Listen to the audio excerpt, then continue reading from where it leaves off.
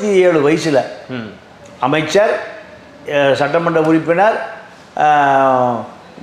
மாணவர் தலைவர், இப்படி ஒரு பெரிய காங்கிரஸ் அடையாளம் அறிமுகம். வீட்டை கேட்டவுடனே அவன் தரமாட்டேங்கிறார். யார்? கேபி கந்தசாமி. எம்ஜிஆர்ட்ட பஞ்சாயத்து போகுது. எம்ஜிஆர் ஐயோ நான் அவங்களெல்லாம் ஒன்றும் பண்ண முடியாது, எல்லாம் ஆதித்தனார் கோஷ்டி, தினத்தந்தி பெரிய வலுவான ஆட்கள் அப்படின்னு சொல்லி முடியாதுன்றார்.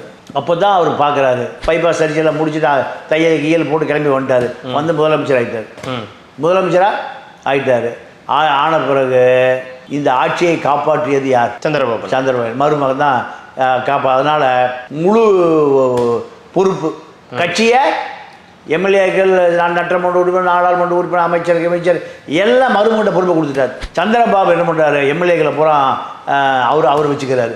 வச்சு மாமனும் மருமனுக்குமே சண்டை வந்த பிறகு உடனடியாக மகன் இப்போ இருக்கிற ஜெகன்மோகனை சிஎம்மாக்க சொல்லி அழுத்தம் சோனியா காந்திக்கு. சோனியா காந்தி அதை மறுக்குது. என்ன காரணம்னா முழுக்க என்ன அரசியலுக்கு வர்றாருன்னா விவசாயி அரசியலுக்கு வர்றாரு. மாறியதனுடைய விளைவு தான் இன்றைக்கி இவருக்கு இவ்வளவு பெரிய மரியாதை. ரெண்டு விஷயம் இருக்குது. என்னென்னா, ஜெகன்மோகன்கிட்ட இல்லாத ஒரு விஷயம் இவர்கிட்ட என்னென்னு கேட்டிங்கன்னா, நாயுடுவுடைய வெற்றிக்கு 3 காரணம் சொல்லப்படுகிறது. ஒன்று, நாயுடு சமூக வாக்கு. ரெண்டாவது, ரெட்டியில் இருக்கக்கூடிய பாதி அரசியல்வாதிகள் ஜெகன்மோகன் மேலே உள்ள அதிருப்தி. 3, சொந்த சகோதரியை எதிர்த்து பிரச்சாரம் பண்ணுறான். 3, 4வது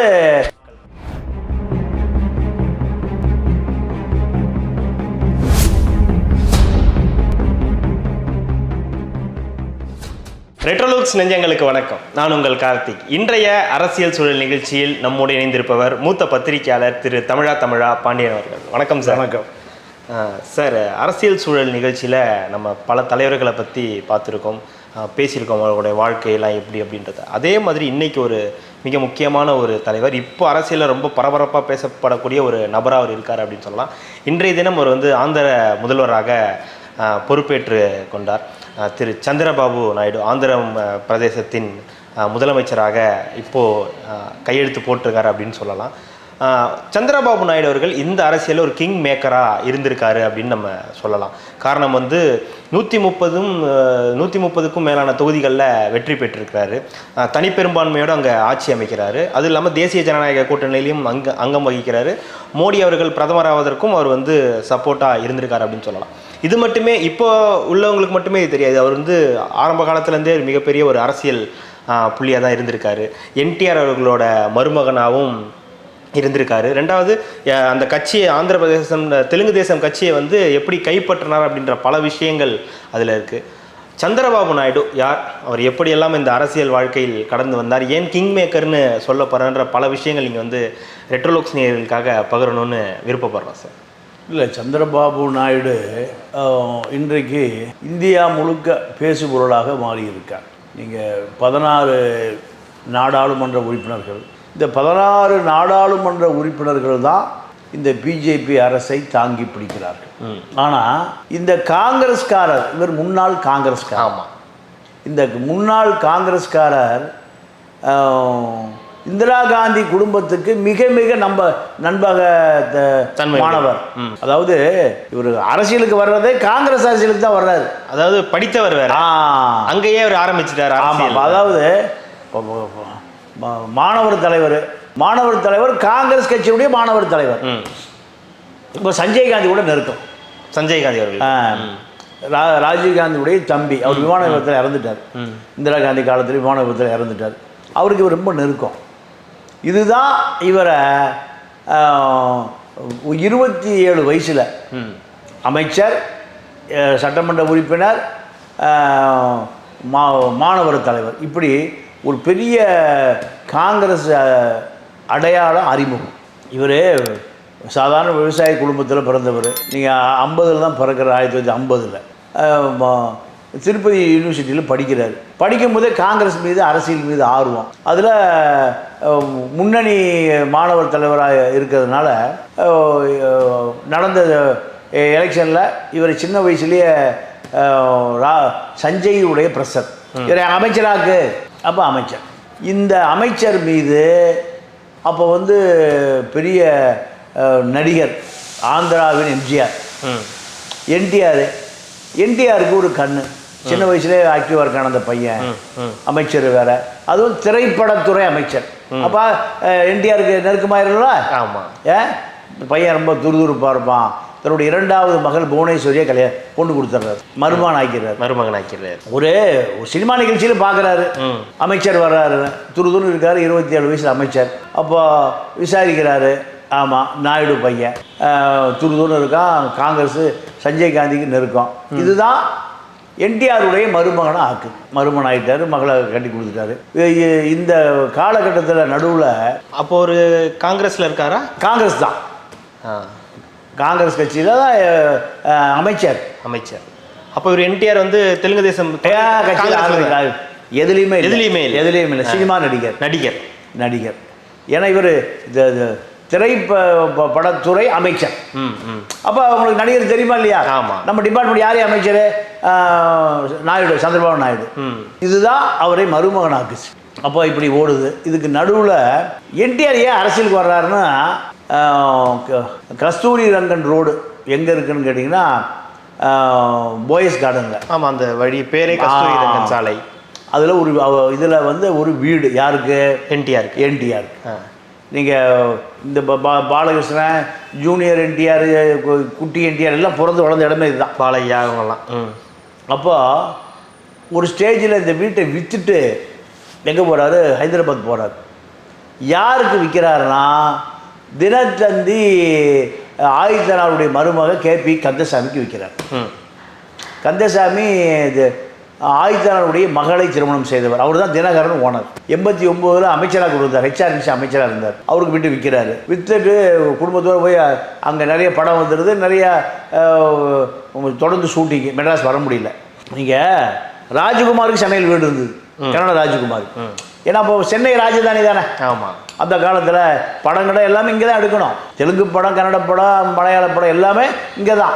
எல்லா நடிகர்களும் தான் தமிழ் பேசுகிறாங்க. இல்லை, எல்லாருமே இங்கே தான் படம் எடுக்கணும். ஷூட்டிங்கே இது ஸ்டுடியோவே இங்கே தான். இப்போ தான் ராமோஜி ராவ் சிட்டின்லாம் ஆந்திராவில் பெரிய பெரிய சிட்டி ஆச்சு. 50 வருடங்களுக்கு முன்பு கோடம்பாக்கம் தான். தமிழ்நாடு, கேரளா, கர்நாடகா, ஆந்திரா, ஒரிசாவுக்கு சென்னை தான். 10 பேர் இங்கே தான் இருந்து எல்லாம் இங்கே தான் வந்தாகணும். அதனால தான் தென்னிந்திய நடிகர் சங்கம், தென்னிந்திய திரைப்பட தயாரிப்பாளர் எல்லாம் அங்கே தான். அப்போ அங்கே போகிறாரு. அங்கே போனிட்டு ஒன்றும் ராசி இல்லை, படம்லாம் ஓடலை, ஃப்ளாப் ஆகுது. அவர் வந்து ரொம்ப ஜோசியத்து மீது நம்பிக்கை உடையவர் என்டிஆர். போய் பார்க்குறாரு, நீ வந்து தமிழ்நாட்டு பக்கம், கிழக்கு பக்கம் உள்ள ஒரு வீட்டை விற்றுவிட்ட, அதனால தான் உனக்கு தோஷம், அந்த வீட்டை திருப்பி வாங்கு. நிறைய பேர் கெடுக்கிற ஜோசிக்காரன் தானே. நீங்கள் நம்ம சரணவா அண்ணாச்சி கெடுத்த மாதிரி நீ உலகத்திலே பெரிய தோசா கிங் ஆயிடுவேன், இந்த ஜீவஜோதியை கல்யாணம் பண்ணுன்னு சொல்லி கடைசி ஜெயிலுக்குள்ளே செத்து போயிட்டார். இந்த ஜோசிக்காரில் பூரா பிடிச்சி கொஞ்சம் முதல்ல ஜெயிலில் போடணும். இந்த பயிலுவா வெகு பேர் கெடுத்துட்டு இருக்கானுங்க. கேப்டன் சரண் ஒருத்தர் இப்போ கெடுத்துட்டு இருக்காரு. அவர் தான் எடப்பாடிக்கு குரு, சீமானுக்கு குரு, சபரீஷனுக்கு குரு, ஆல் பார்ட்டி குரு அவர் தான். கேப்டன் சரண் எந்த கப்பலை ஓட்டான்னு தெரில, பஸ் ஸ்டாண்டில் படுத்து கிடந்துருப்பார். அப்போ இப்படி ஜோசியா உடனே வந்து வீட்டை கேட்குறாரு. வீட்டை கேட்டவுடனே அவன் தரமாட்டேங்கிறார். யார்? கேபி கந்தசாமி. எம்ஜிஆர்ட்டு பஞ்சாயத்து போகுது. எம்ஜிஆர் ஐயோ நான் அவங்களெல்லாம் ஒன்றும் பண்ண முடியாது, எல்லாம் ஆதித்தனார் கோஷ்டி, இந்த தினத்தந்தி பெரிய வலுவான ஆட்கள் அப்படின்னு சொல்லி முடியாதுன்றாரு. அப்போ தான் அவர் பார்க்குறாரு, நம்மக்கிட்ட ஒரு அதிகாரம் இருந்தால் இந்த சில வேலைகள் நம்ம செய்யலாம். இது நம்ம ஒரு சாதாரண கொடுத்த வீட்டை திருப்பி வாங்க முடியலையே நம்மளால. எம்ஜிஆர் சொல்ல எம்ஜிஆர் பயப்படுறாரு. அப்போ தான் அரசியல் ஆர்வமே வருது அவருக்கு. இது நடந்த காலத்தில் நீங்கள் தெலுங்கு தேசம் கட்சி ஆரம்பிக்கணும்னு முடிவு பண்ணித்தான் தெலுங்கு தேச கட்சி ஆரம்பிக்கிறார். இல்லை வேற எதுவும் ரீசன் எதுவும் ரீசன் இல்லை. உலகத்தில் எல்லா அரசியல் தலைவர்களுக்கு பூராம அரசியல் ஏன்னா நெருக்கடி வந்தால் தான் கட்சி ஆரம்பிக்கிறான். காந்தி ஏன் அரசியலுக்கு வராரு? ரிசர்வேஷன் கோச்சில் ஏறி படு தூக்கிட்டு போகிறாரு. வெள்ளைக்காரன் இறங்குறான், இல்லை அது இறங்க முடியாதுங்கிறாரு. மூட்டை முடிச்சா அந்த தெருவில் போட்டு ரயில் போயிடுது. காந்தி விடிய அந்த ஸ்டேஷனில் உட்காந்துருக்காரு. எங்கே? சவுத் ஆப்பிரிக்காவில் இவர் யாருக்கு வழக்கறிஞர்? வெள்ளைக்காரனுக்கு வழக்கறிஞராக போகிறார். இங்கேயே வக்கீலாக இருந்திருக்கலாம். இப்போது ஒரு குஜராத்தியை தேடி பிடிச்சி இந்திய அரசியல் தலைமை தாங்க சொன்னது. அதில் தான் அரசியலுக்கு வர்றாரு. யார்? காந்தி. லெனினுடைய அண்ணன் கொல்லப்படுகிறார். ரஷ்யா லெனினுடைய அண்ணன் கொல்லப்படுகிறான். அப்போ ஜார் மன்னனால் கொல்லப்பட்ட பிறகு தான் அரசியலுக்கு வர்றார் யார்? லெனின். உலக புரட்சி நடக்குது. சீனா ரஷ்யா ரெண்டுமே இப்படி தான். மாசத்துக்கு சூட்டோ தன்னுடைய பள்ளி முன்னாள் நண்பன் அவனை பார்க்குறாரு. அவன் அரச படையில் இருக்கான், அட்டூழியம் பண்ணுறான். சூட்டையை சந்திக்கிறாரு. ஏன்டா இப்படி பண்ணுறா, ராஜாவுக்கா இப்படிலாம் பண்ணாதரா, ஒரு இராணுவ வீரனாக இருக்காரு, இதுக்கு ஒரு தீர்வு காணணும்டா நண்பன்கிட்ட சொல்லிட்டு வர்றாரு. அப்புறம் தான் அவர் ஆரம்பிக்கிறார் எது, சீன கம்யூனிஸ்ட் கட்சி. இப்படி உலக வரலாறு பூராமல் தனி மனித தாக்குதல் தான், தனி மனித தாக்குதல் தான். பெரியார் ஏன் அரசியலுக்கு வராரு? பெரியார் மஞ்சள் மண்டி, அவங்க அப்பா பெரிய கோடீஸ்வரன், வியாபாரம் பண்ணி படுத்து கிடக்காரு. சொந்த அக்கா பொண்ணு விடோவாகி போச்சு, அது கல்யாணம் பண்ணி வைக்கிறேங்கிறானுங்க. ஜாதியை விட்டே நீக்கிறானுவோ யார? பெரியார. அப்போ என்னடா ஒரு அநியாயமாக இருக்குது. சின்ன வயசுலேயே மொட்டையை அடித்து வெள்ளைச்சீலை கட்டி ஒரு மூலையில் போட்டுறானுங்க. சொந்த அக்கா பொண்ணை கல்யாணம் பண்ணி வச்சா நம்மளை ஜாதி விட்டு தள்ளி வச்சிடறானுங்க, ஊரை விட்டு தள்ளி வைக்கிறானுவோ. இதை எதுக்கணும்டா. இதுதான் ஒரு அரசியலுக்கு வர்றாரு யார்? பெரியார். ஈவே ராமசாமி நாயக்கர் தந்தை பெரியாரா மாறுறாரு. இப்படிதான் ஒவ்வொருத்தருடைய கதையும் இருக்கு. வேற ஒன்றும் இல்லை. இவருக்கு வந்து வீடு உடனே தெலுங்கு தேசம் கட்சி ஆரம்பிச்சிட்டார். தெலுங்கு தேசம் கட்சி ஆரம்பிச்சு எலெக்ஷன் நிற்கிறாரு. இந்திரா காந்தி மரணம் 1984. இந்தியா பூரா காங்கிரஸ் ஜெயிக்குது, ஆந்திராவில் என்டிஆர் ஜெயிக்கிறார். இந்தியா ஃபுல்லாக காங்கிரஸ் ஜெயிக்குது, ஆந்திராவில் என்டிஆர் ஜெயிக்கிறார். தெலுங்கு தேசம் ஆட்சிக்கு வந்துருச்சு 1984. வந்த பிறகு மருமகனை சீட்டு கொடுத்து மருமகனை எம்எல்ஏ வைக்கிறார். ஆக்கின பிறகு மருமகனுக்கு எந்த பதவியும் கிடையாது. மருமகனுக்கு எந்த பதவியும் கிடையாது. ஏன்னா குடும்ப கட்சின்னு சொல்லிடுவாங்க. தெளிவாக இருந்திருக்கார் யார்? என்டிஆர். அப்போது சாதாரண எம்எல்ஏ தான். பைபாஸ் ஆப்ரேஷனுக்கு அமெரிக்கா போகிறார்.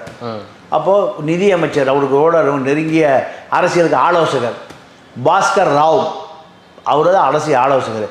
அவர் அங்கே அமெரிக்கா போனப்போ நேராக எம்எல்ஏக்களை பூரா கரெக்ட் பண்ணிவிட்டு நேராக ஆளுநர்கிட்ட கூட்டிகிட்டு போய் எல்லாம் என்ன முதல் மந்திரி ஆக்க போகிறான் பார், இந்த லிஸ்ட்டுன்னு கொடுத்தோன்னையும் கவர்னரு அவர் அமெரிக்காவில் இருக்கார், இவர் முதலமைச்சர் ஆகிட்டார். யார்? நிதி அமைச்சர். இல்லை, இவர் எப்போ தெலுங்கு தேசத்துக்கு வராரு சார்? காங்கிரஸ்லேருந்து மாமா கட்சி ஆரம்பிச்சு கட்சிக்கு வந்துட்டார். இங்கே வந்துட்டார். கட்சி எம்எல்ஏ ஆயிடுறாரு. எம்எல்ஏ ஆகி தான் அவருக்கு மந்திரி பதவி கொடுக்கல. முதலே சொன்னேனே. அப்போது பாஸ்கர் ராவ் முதலமைச்சர் ஆட்சி கவிழ்ப்பு பண்ணிட்டார். அதிகாரம் கை மாறிடுச்சு. மாமா அங்கே பைபாஸ் சர்ஜரின்னு படுத்து கிடக்காரு. எங்கே? அமெரிக்காவில். என்டிஆர் எப்படா நான் ஆட்சியை காப்பாற்றுறது? உடனே இவர் என்ன பண்ணுறாரு, மீதி இருக்கிற எம்எல்ஏலாம் கூட்டிகிட்டு ஜனாதிபதியில் போயிட்டார். எங்கே? டெல்லிக்கு போயிட்டார். போய் பல பாஸ்கர் ராவ் கோஷில் இருந்தவன் பூரா அந்த பக்கம் இருக்கான், இந்த பக்கம் இருக்கான்.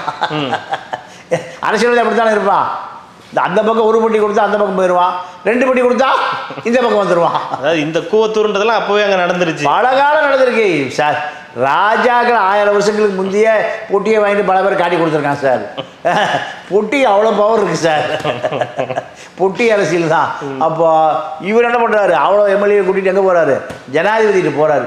போய் பார்த்தீங்களா எல்லாம் எங்கள் கூட இருக்கிறாங்க. ஜனாதிபதி போகிறான். அங்கே ஆந்திரா கவர்னரு இவங்க பேரெல்லாம் போட்டு அவரை முதலமைச்சர் ஆகிட்டார். உடனே ஆட்சி கவுந்து போகுது. யார் ஆட்சி?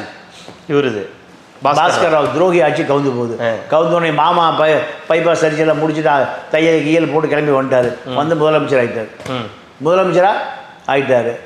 ஆன பிறகு இந்த ஆட்சியை காப்பாற்றியது யார்? சந்திரபாபு மருமகன் தான் அதனால் முழு பொறுப்பு கட்சியை எம்எல்ஏக்கள், நட்டமன்ற உறுப்பினர், நாடாளுமன்ற உறுப்பினர், அமைச்சர் எல்லாம் மருமகிட்ட பொறுப்பை கொடுத்துட்டார். பொறுப்பை கொடுத்துட்டு ஆட்சி நடக்குது. ஆட்சி நடந்துட்டு இருக்கிற பொழுது நாயுடுடைய மனைவி இறந்துடுறாங்க. இறந்த காலகட்டத்தில் நீங்கள் அவருக்கு ஒரு துணை யாருன்னு கேட்டால் லட்சுமி பார்வதின்னு ஒரு கல்லூரி பேராசிரியர் வந்து என்டிஆருடைய வாழ்க்கை வரலாறு பதிவு பண்ணுறதுக்கு வர்றாங்க. வந்தம்மா அவருடைய வாழ்க்கையில் இப்போ பதிவாயிருச்சு. பதிவான பிறகு குடும்பத்தில் குழப்பாகி போச்சு. இரண்டாவது மனைவி வந்தது. அப்போ அதிகாரம் பூரா எங்கே போயிடும்? இரண்டாவது மனைவி கிட்ட போகுது. இரண்டாவது மனைவிட்ட போயிடுச்சு. போனோடனே குடும்பம் பூரா என்ன பண்ணுது, முழு அதிகாரத்தை யார்கிட்ட கொடுக்குறாங்க? சந்திரபாபு நாயுட்ட. மாமனுக்கு மருமகனுக்கு சண்டை, பவர் பாலிடிக்ஸ். மாமாவுடைய சின்ன வீடா இல்லை மருமகனா? லட்சுமி பார்வதியா சந்திரபாபு நாயுடான ஆந்திர அரசியல 2ஆகுது. ஏன் சார் சின்ன வீடு, அது ரெண்டாவது மனைவி தானே? சரிங்க, உங்கள் பாலிசி ரெண்டாவது அதாவது இரண்டாவது மனைவி, இரண்டாவது தாரம். ஆமாம், இரண்டாம் தாரம். இப்போ அதாவது பல தலைவர்களுக்கு 3ஆம் தாரம் 4ஆம் தாரம் பல தாரங்கள் இருக்கு, பல விஜயலட்சுமிகள் இருக்காங்க. நம்ம என்னன்றது அதிகார மரியாதை. ஆமாம் ஆமாம், மரியாதையாக சொல்லிடுவான். சின்ன ஊடலாம் சொல்லக்கூடாது, ரொம்ப பேட் வேர்ட்ஸ். ஆமாம். அதனால் இரண்டாவது மனைவி, கலைஞர் மனைவி, துணைவி, இப்படியெல்லாம் பல கதை இருக்குது. கனிமொழியின் மகள், கனிமொழியின் தாயார், தர்மாம்பாள், இப்படியெல்லாம் இருக்குது. ராஜாத்தியம்மாள் ஆன கதையில் உலக தமிழ்நாட்டில் இருக்குது. அதனால் இப்படி ஆகி போச்சு. ஆன உன்னைய குடும்பம் பூரா இதை எதிர்க்குது. சின்னம்மாவை நாங்கள் எங்கள் அம்மாவுடைய இடத்துல சின்னம்மாவை பார்க்க முடியல. எங்கள் அம்மா இருந்த இடம், அதை அந்த இடத்த யாருமே நிரப்ப முடியாது. எங்கள் அம்மா தான், இது சின்னம்மா சும்மா சுண்ணம்மா அப்படின்னு சண்டை வந்து முழு அதிகாரமும் முழு குடும்பம் யார் பின்னாடி வருது? சந்திரபாபு நாயுடு. சந்திரபாபு என்ன பண்ணுறாரு, எம்எல்ஏக்களை பூரா அவர் வச்சுக்கிறாரு. வச்சு மாமனும் மருமனுக்குன்னு சண்டை வந்த பிறகு ஆட்சி கவிழ்க்கிற நிலைமையில் போன பிறகு கட்சி பெரும்பான்மையான பொதுக்குழு செயற்குழு உறுப்பினர்கள் இந்த ஜார்ஜே ஓபிஎஸ் இபிஎஸ் கதையாகுது. ஆன பிறகு முழு கட்சியும் யார்கிட்ட வந்துடுது? சந்திரபாபு நாயுடு வந்துடுது. அப்போது நீதிமன்றத்தில் வழக்கு வருது. நீதிமன்றத்தில் வழக்கு வந்த பிறகு மாநில மகளிர் அணி தலைவி ஆந்திராவுடைய சூப்பர் ஸ்டார் ஜெயபிரதாவும் இந்த பக்கம் வந்துடுது, நாயுடு பக்கம். வந்த பிறகு கட்சி யாருக்குங்கிற ஜட்ஜ்மெண்ட்டு வர்ற நேரத்தில் போய் நீதிபதிகிட்ட போய் பார்த்து இந்த கட்சி நீங்கள் தாயா காப்பாற்றணும், ஜெயபிரதாவோட போகிறாரு. எதோட? ஜெயபிரதாவோட. அப்போ வெற்றி யாருக்கு வந்துருச்சு? சந்திரபாபு நாயுடுக்கு வந்துருச்சு. ஆந்திரா பூரா என்டிஆர் கும்பல் போஸ்ட் ஓட்டுறாங்க, ஜெயபிரதாப் வெற்றி. என்ன வெற்றி? ஜெயபிரதாப் வெற்றி. அப்போ ஜெயபிரதான்னா தெலுங்குல மாபெரும் வெற்றின்னு அர்த்தம், ஜெய பிரதாப். அப்போ என்டிஆர் கோஷ் என்ன ஓட்டுறான் போஸ்ட்டு? ஜெயபிரதாப் வெற்றி. ஆக ஒரு வகையில் வெற்றி வந்துருச்சு, கட்சி ஆட்சியெல்லாம் வந்துருச்சு. இதுதான் சந்திரபாபு நாயுடைய மிகப்பெரிய வெற்றி. இதுக்கு நடுவில் இவர் மீது என்ன புகார்னா, இவர் ஒரு hi tech CM, laptop CM, IT CM. Bill Clinton வர்றாரு எங்க? ஆந்திரா, ஹைதராபாத்துக்கு. டோனி பிளேயர் வர்றாரு. பல உலக தலைவர் பூரா எங்கே வர்றாங்க? அங்கே ஆந்திராவுக்கு. விவசாயி பூரா தற்கொலை பண்ணி சாவுறான். விவசாயி பூரா தற்கொலை பண்ணிக்கிறான், சாவுறான். பஞ்சு விலைக்கு விலை கிடைக்கல, அரிசிக்கு விலை கிடைக்கல, தானியத்துக்கு காய்கறிக்கு எதுக்குமே விலை கிடைக்கல. ஆனால் இவர் என்னவா இருக்காரு? லேப்டாப்ல இருக்காரு, டிஜிட்டல்ல ரொம்ப ஆர்வம். ஆமா படிச்சவர், அதான் கல்லூரி மாணவர் தலைவர் இருந்திருக்காரு. அப்போ விவசாயிகள் பூரா சாவுறான். அதோட இவருடைய அரசியல் அஸ்தமனம் ஆரம்பிக்கும் அங்கிருந்து. ஆமாம். அதுக்கு பிறகு நீங்கள் இப்போ இருக்கிற ஜெகன்மோகனுடைய அப்பா ஒய்எஸ்ஆர் ஆந்திரா முழுக்க விவசாயிகளுக்காக, இவர் நாயுடு ஒரு ரெட்டி, அங்கே ரெட்டி நாயுடு அரசியல், ரெட்டி நாயுடு அரசியல். ரெட்டிக்காரு பூரா பெரிய பண்ணையாருக்காரு. அப்போ விவசாயிகளை பூரா அனித ரெட்டி யார்? ஒய்எஸ்ஆர்.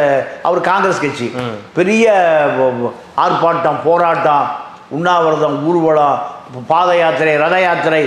ஜே தேர்தலில் நாயுடு, எர்ரான் நாயுடு, குர்ரான் நாயுடு எல்லாம் பர்ரான் நாயுடு ஆயிடுறாங்க. ஒய்எஸ்ஆர் முதலமைச்சர். அதிக நாடாளுமன்ற உறுப்பினர்களை நரசிம்மராவ் பேரில். ஆனால் ஒய்எஸ்ஆர் அவர்களும் காங்கிரஸில் இருந்தவர். காங்கிரஸ் தாங்க அவர். காங்கிரஸ் கட்சியில் தான் அவர் சிஎம் ஆகிறாரு. ஆமாம், அவர் இறந்த பிறகு தான் மகன் ஒய்எஸ்ஆர் காங்கிரஸ் தான் ஆரம்பிக்கிறார். அதுக்கு பிறகுதான். அப்போ நாயுடு அரசியல் முடிஞ்சு போச்சு. 10 ஆண்டு காலம் ஒய்எஸ்ஆர் தான் சிஎம். ஒரு விமான விபத்தில் இறந்துடுறார். யார்? ராஜசேகர். இறந்த பிறகு உடனடியாக மகன் இப்போ இருக்கிற ஜெகன்மோகனை சிஎம் ஆக்க சொல்லி அழுத்தம் சோனியா காந்திக்கு. சோனியா காந்தி அதை மறுக்குது. என்ன காரணம்னா மூத்த தலைவர்கள் இருக்கும்போது சின்ன பையனுக்கு சிஎம் கொடுக்க முடியாது. அப்போ வந்து ரோசையா, சென்னாரெட்டி எல்லாம் பெரிய மூத்த தலைவர்கள். ஆளுநர் இருந்தார், அவருக்காக ஆந்திரா சிஎம்மாக இருந்தார். சரி. அப்போ அந்த அம்மா ரோசையாவை கொடுக்குது. சென்னார் இப்படி பல பேர் கொடுத்தோன்னையும் இவர் காங்கிரஸை உடைக்கிறார். யார்? ஜெகன்மோகன் உடைச்சு ஒய்எஸ்ஆர் காங்கிரஸ் அப்பா பேர்ல ஒரு காங்கிரஸ் கட்சி ஆரம்பிக்கிறார். பல வழக்குகளை போட்டு உள்ள தள்ளுறாங்க. யாரை? ஜெகன்மோகன் ரெட்டி. அதெல்லாம் மீறி 5 ஆண்டு காலம் அங்கே இருக்கக்கூடிய 170 சட்டமன்ற தொகுதிகளுக்கு பாத யாத்திரை. அப்பா மாதிரியே நியாயம் கேட்டு போகிறாரு. போய் பல வழக்குகள் இப்போ ஒரு வருஷம் 1.5 வருஷம் காங்கிரஸ் முடிச்சு ஜெயிலில் போட்டுருது. 2004 2014 காங்கிரஸ் கவர்மெண்ட் இருந்ததுல, அப்போ 1-2 வருஷம் இருந்தார். அனுதாபம். திருப்பி வெளியே வந்து மறுபடியும் பாத யாத்திரை. அம்மா கூட்டிகிட்டு போகிறாரு. எங்கள் அப்பா தானே இந்த நாட்டை விவசாயிகளை காப்பாற்றினார், என்னை காப்பாற்றுங்கன்னு போராட்டம். இவர் லேப்டாப்பு ஹைடெக்கு. இவர் இந்த நாட்டுக்கு ஹைடெக் வேணுமா விவசாயி வேணுமா கோஷத்தை வைக்கிறார். யார்? ஜெகன்மோகன் ரெட்டி. அப்போது ஜெகன்மோகன் ரெட்டியிடம் சந்திரபாபு நாயுடு தோக்குறார். தோத்து இவர் முதலமைச்சராகிறார். இதுதான். அப்போது இவரை பொறுத்த வரைக்கும் விவசாயிகள் பக்கம் திரும்புவதே இல்லைன்னு குற்றச்சாட்டு இன்னைக்கு வரைக்கும் இருக்கு. இன்னைக்கு வரைக்கும் சந்திரபாபு நாயுடு ஆந்திரா ஒரு ஹைடெக் சிட்டியாக மாற்றினார். ஆனால் விவசாய சேத்துல கால் வச்சா தானே சோத்துல கை வைக்க முடியும். அதை மறந்துட்டாரு. இதுதான் இப்போ அவர் மேல உள்ள பெரிய குற்றச்சாட்டு. நீங்கள் அதிகமான அமெரிக்காவிலையும் லண்டன்லையும் ஃப்ரான்ஸ்லையும் அதிகமான ஐடி ஃபீல்டு ஐடி ஆள் எங்கே இருக்கான்? ஆந்திராக்காரன் தான் இருக்கான். அது காரணம் சந்திரபாபு நாயுடு. ஆனால் பருத்தி லாபம் இல்லை, பஞ்சு லாபம் இல்லை, அரிசி லாபம் இல்லை, எல்லாமே விவசாயிகள் பூரா நட்டமாகறான். இன்னைக்கு வரைக்கும் அந்த கோஷம் இருக்குது. அப்போது அதற்கு பிறகு தான் முழுக்க என்ன அரசியலுக்கு வர்றாருன்னா விவசாயி அரசியலுக்கு வர்றார். மாறியதனுடைய விளைவு தான் இன்றைக்கி இவருக்கு இவ்வளவு பெரிய மரியாதை. இந்த 2 விஷயம் இருக்குது. என்னென்னா, ஜெகன்மோகன்கிட்ட இல்லாத ஒரு விஷயம் இவர்கிட்ட என்னன்னு கேட்டிங்கன்னா, இவர் அந்த நாயுடு சமூகம் கம்மாவார நாயுடு முழுக்க இவருக்கு பின்னாடி நிற்குது. ரெட்டியில் பாதி பேர் இவர் பின்னாடி நிற்கிறாங்க. இந்த வெற்றிக்கு காரணம். 2வது, இவரை விட மிக மோசமாக மோடி விமர்சனம் செய்த ஒரு நபர் எங்கேயுமே இல்லை. ஆமாம், மோடியை இவர் அதாவது எதுக்குன்னா விவசாயிகளை காப்பாற்ற மறுக்கிறார் மோடி தான் குற்றச்சாட்டை. ஆமாம், இந்த குற்றச்சாட்டு மோடி மீது வச்சு கடுமையாக அரசியல் பண்ணுறாரு. ஆனால் ஜெகன்மோகன் மீது கீழ்மட்டத்தில் அரசியலை கொண்டு போகலை. கீழே இருக்கக்கூடிய ஆந்திராவில் மெயின் பிரச்சனை விவசாயிகள் பிரச்சனை தான். 2வது, பவன் கல்யாண் நாயுடு கூட வந்துடுறார். அவர் ஒரு ஒரு ஒரு ஆந்திரா முழுக்க தெரிந்த அரசியல்வாதி, நடிகர் ப்ளஸ் அரசியல்வாதி. பவன் கல்யாண் பக்கம் வந்துடுறாரு. அதே போல் பிஜேபி கூட்டணி இந்த பக்கம். அங்கே வந்து காங்கிரஸ் எதிர்ப்பு அரசியல் அது வந்துடுது. 2வது, ஜெகன்மோகனுடைய அக்கா ஷர்மிளாவை எதிர்த்து அரசியல் பண்ணுது. யாரை எதிர்த்து? ஜெகன்மோகனை எதிர்த்து. இப்போது நாயுடுடைய வெற்றிக்கு வந்து 3 காரணம் சொல்லப்படுகிறது. ஒன்று, நாயுடு சமூக வாக்கு. 2வது, ரெட்டியில் இருக்கக்கூடிய பாதி அரசியல்வாதிகள் ஜெகன்மோகன் மேலே உள்ள அதிருப்தி. 3, சொந்த சகோதரியை எதிர்த்து பிரச்சாரம் பண்ணுறான். 3, 4வது, பிஜேபி தான் டெல்லிக்கு வரணும், காங்கிரஸு காலாவதி ஆகி போச்சு. காங்கிரஸ் யார் காலி பண்ணான்னா நாயுடு பாதியை காலி பண்ணிட்டாரு, ரெட்டி பாதி, ஜெகன்மோகன் ரெட்டி பாதி காலி பண்ணிட்டாரு, மீதியை பவன் கல்யாண் காலி பண்ணிட்டாரு. அப்போது காங்கிரஸுக்கான தலைவர்களே இல்லை. அதனால் பிஜேபி பிஜேபி நாயுடு வாக்கு, ரெட்டி பாதி, பவன் கல்யாண், இப்படி பல இடையூறுகள். அதுதான் நாயுடுவை முதலமைச்சராகவும் டெல்லியில் கிங் மேக்கராகவும் நகர்த்தியது. இன்னொரு பக்கம் இந்த ஆந்திரா தெலுங்கானான்னு ஒரு பிரிவினை வந்துச்சு. இந்த ஆந்திரா மாநிலம் தெலுங்கானா மாநிலம், அதில் இவரோட நிலைப்பாடு என்னவா இருந்தது? இல்லை, அதாவது ஆந்திரா பிரியக்கூடாதுங்கிறது தான் நாயுடோட ஸ்டாண்ட். ஆமாம், ஏன்னா ஆந்திரா ஒன்றாக இருந்தால் நீங்கள் ஒட்டுமொத்தமாக தெலுங்கானா ஆந்திரா ஹைடெக் சிட்டியாக மாற்றிடலாம். பிரிஞ்சு போச்சுன்னா இரண்டும் வேறு வேறு பகுதியாக மாறிடும். அது எல்லா பகுதியும் வளமான பகுதி கூட தெலுங்கானாக்கு போயிடுச்சு. அதனால தான் அமராவதி சிட்டின்னு ஒரு சிட்டியை போட்டு அதை முடிஞ்சவர் எப்போ லேட்டு அதாவது காலம் தாழ்த்திய நிர்மாணம் பணி. இப்போ அது அமராவதி ஒரு விவசாயிகள் சிட்டியா? அமராவதிக்கு 6 தானே. அப்போது விவசாயிகளுக்காக நான் ஒரு நகரத்தை உருவாக்கி விவசாயிகளுடைய முதலமைச்சராக நான் மாறுவேன், ஹைடெக்கை இதுக்கு பயன்படுத்துகிறேன். இப்படி தன்னுடைய அரசியல் பிரச்சாரத்தை ஆரம்பித்தார். இது அவருக்கு நல்லா கை கொடுத்துருக்கு. இப்போது நம்ம தமிழ்நாட்டு தலைவர்களோட அவருடைய அந்த இணக்கம் எப்படி இருந்தது, நட்பு எப்படி இருந்தது? ஏன்னா அவரும் அப்போதுலேருந்தே ஒரு அரசியலில் முக்கிய புள்ளியாக இருக்கிறதுனால முன்னாள் முதல்வர் அமைச்சர்கள் கருணாநிதி அவர்களோடும் சரி, ஜெயலலிதா அவர்களோடும் சரி, அவங்களுடைய அந்த நட்புன்றது எப்படி இருந்தது? அதாவது ஒரு விஷயத்தை சொல்லணும்னா, ஒரு நல்ல கேள்வி. 2014 ஜெயலலிதாவுக்கு ஒரு மிகப்பெரிய பின்னடைவு டெல்லியோட. நீங்கள் அந்த அம்மா வந்து 2006 வரைக்கும் அந்த அம்மா தான் சிஎம். ஆமாம். 6-11 திமுக, 11லேருந்து 14 வரை இந்த அம்மா தான் சிஎம். ஆமாம். அப்போது டெல்லியிலிருந்து பாராமுகம் யாருக்கு? தமிழ்நாட்டுக்கு, ஜெயலலிதாவுக்கு எந்த நிதியும் ஒதுக்கிறது இல்லை. ஏன்னா வாஜ்பாய் ஆட்சி கவிழ்ந்த பிறகு நீங்கள் காங்கிரஸ் ஆட்சியை கொண்டு வருவோன்னு சொல்லி ஜெயலலிதா டெல்லிக்கு போகுது. சுப்பிரமணிய சாமி கூட்டிகிட்டு போகிறார். அதாவது இந்த சோனியா காந்தி, சுப்பிரமணிய சாமி, ஜெயலலிதா 3 பேர் சேர்ந்து பிஜேபியை கவுத்துட்டு காங்கிரஸ் ஆட்சியை கொண்டு வர போகிறோம். அதுதான் நம்ம போகுது. போய் டீ பார்ட்டிலாம் வைக்குது. வச்சதில் சோனியாவுக்கும் ஜெயலலிதாவுக்கும் ஈகோ பிரச்சனை. நான் சொல்வதை நீ கேள், நீ சொல்வதை நான் கேள். 2 பெண்களுக்கும். ஒன்று ஆல் இண்டியா லேடி, இது தமிழ்நாட்டு லேடி. ஆல் இண்டியா லேடி தமிழ்நாட்டு லேடி கேட்குமா? கேட்காது. அப்போது அங்கே 30 மாநில முதலமைச்சர்கள், முன்னாள் முதலமைச்சர்கள், முன்னாள் மாநில தலைவர் பூரா அங்கே லானில் உட்காந்துருப்பான். எங்கே? டீ பார்ட்டிலையா? டீ பார்ட்டியில் சோனியா வீட்டு புல்தரையில் உட்காந்துருப்பாங்க. இங்கே யார் உட்காந்துருப்பா? முன்னாள் அமைச்சர், இன்னாள் அமைச்சர் லானில் உட்காந்து. இவன் முன்னாள் இன்னாள் அமைச்சர், அவன் முன்னாள் இன்னாள் முதல்வர் இல்லையா? ஆமாம். காங்கிரஸ் கட்சியினுடைய தலைவர் சோனியாங்கிறது சாதாரண விஷயம் இல்லை. ஆமாம். இந்திரா காந்தி, நேரு, ராஜீவ் காந்தி இப்படிலாம் வந்த கதை. அதனால் 30 மாநில முதலமைச்சர், முன்னாள் முதலமைச்சர் காத்திருந்த ஒரு சோனியா, முன்னாள் அமைச்சர் காத்திருந்த காம்பினேஷன் சரி வராது.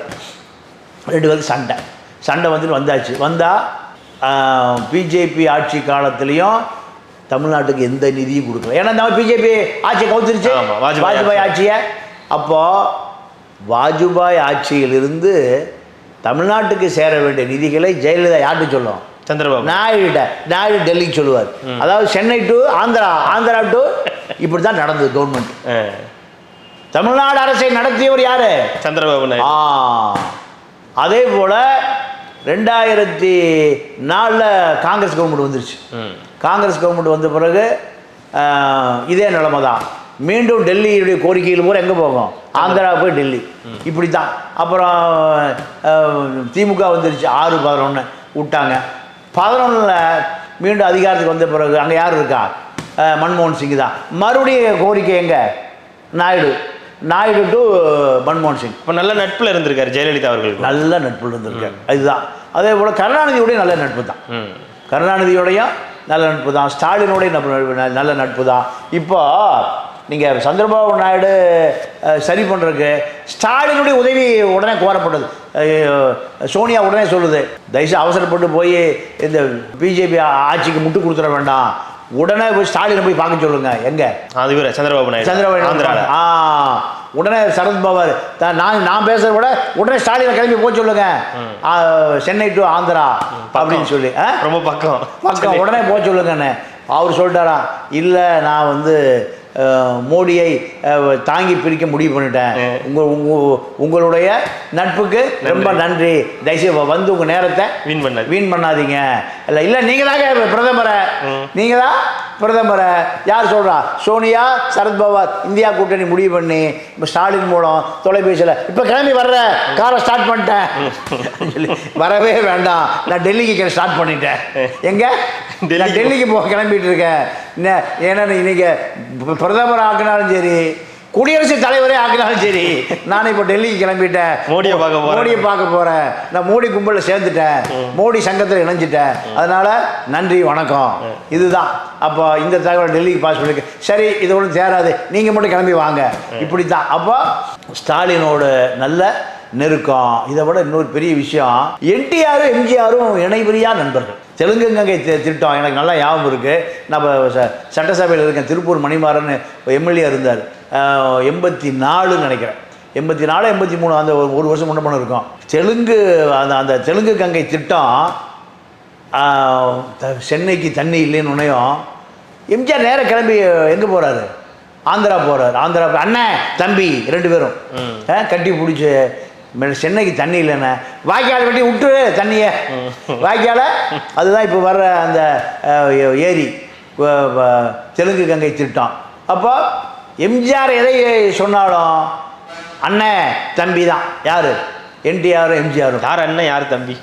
என்டிஆர் மூத்தவர், அண்ணன் இவர் தம்பி. அப்படி தான். அப்போது தமிழ்நாடும் ஆந்திராவும் 2 நடிகர்களும் நல்லா இருந்தாங்க, 2 முதலமைச்சர்கள். இப்படி ஆந்திராவுக்கும் தமிழ்நாட்டுக்கும் ஏன் செல்வமணி பொண்டாட்டி ரோஜா தானே ஆந்திராவோட அமைச்சர் இருந்தாங்க நகரியில். அப்போது தமிழ்நாடு ஆந்திரா அரசியல்வாதிகள் 2 பேருமே இணக்கமாக இருந்த அரசியல் நீண்ட நாளாக தொடருது. ஆமாம், அதனால் ஸ்டாலினும் சந்திரபாபு நாயுடும் நெருங்கிய நண்பர்கள்.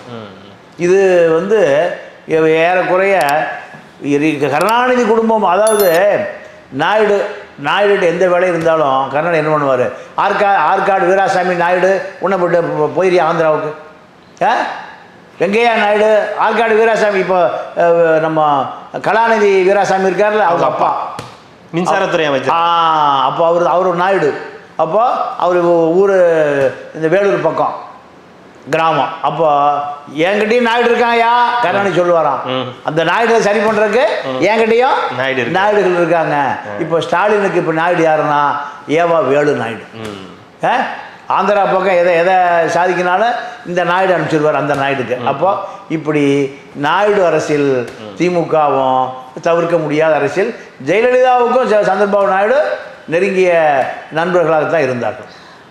அதாவது ஒரு சின்ன வயசுலேருந்து அவருடைய ஆரம்ப பள்ளி கல்லூரி நாட்கள்லேருந்தே அரசியலில் தீவிர ஈடுபாடு கொண்டு முதலமைச்சராக இருந்து கட்சியையும் கைப்பற்றி பிறகு தோல்வியை தழுவி மீண்டும் வந்து இப்போது ஆந்திராவின் முதலமைச்சராக மாறியிருக்கார். கிட்டத்தட்ட கிங் மேக்கராகவே இப்போ வந்து மாறியிருக்கார் அப்படின்னு சொல்லலாம். அவரை பற்றிய பல தகவல்களை வந்து பகிர்ந்தமைக்கு ரெட்ரோலுக்ஸின் சார்பாக மிக்க நன்றி சார். நன்றி, வணக்கம்.